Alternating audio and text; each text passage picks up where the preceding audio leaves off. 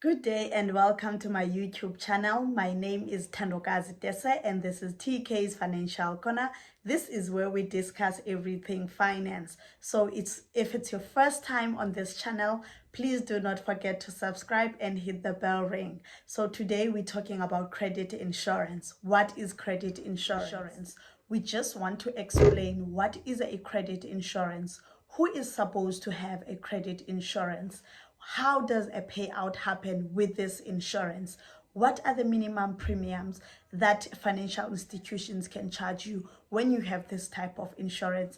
Please stay tuned and do not forget to subscribe for more of the content. So a credit insurance, this is an insurance in South Africa that is attached to all the loans that we get from the financial institutions.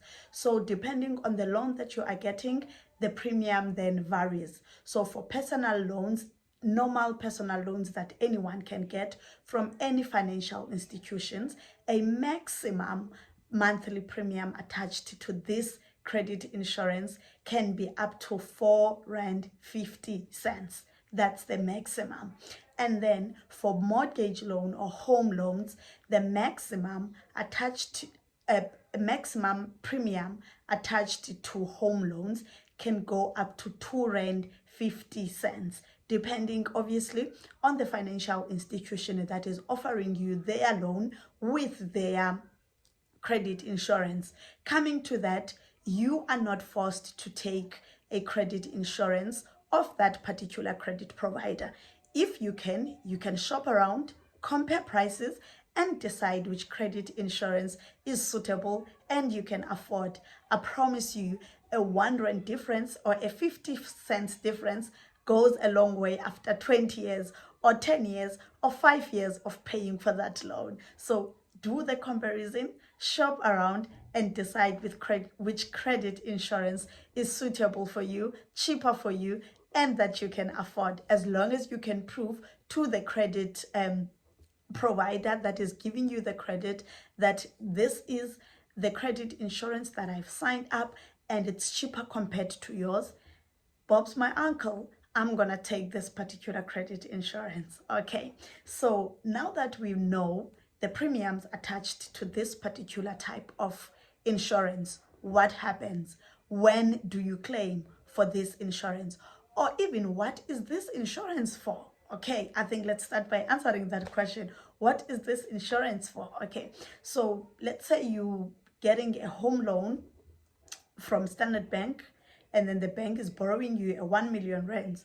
Now a bank needs to be sure that in case unforeseen circumstances are happening, they are safe.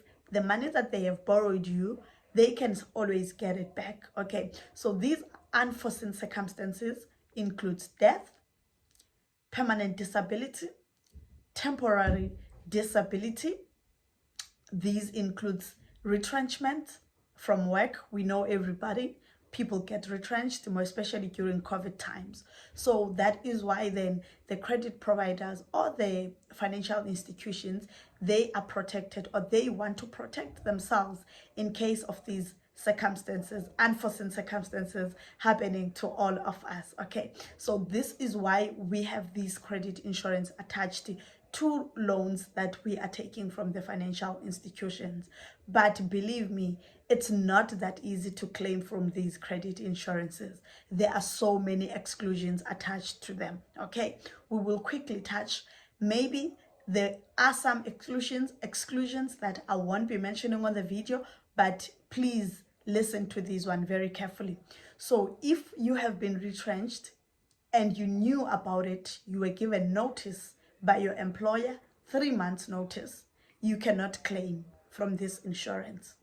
If you have been dismissed from your work, lawfully and legally dismissed, unfortunately, you cannot claim from this type of insurance. Okay, if you have resigned from your employer, unfortunately, you cannot claim from this type of insurance. If you have retired from work, say you're 55, you decided to take early pension, unfortunately, you cannot claim from this insurance. So I think it's very, very important for each and every individual to go through their policy document, read through their policy document and understand exactly what is covered by this insurance, how to claim, when to claim, and when not to claim.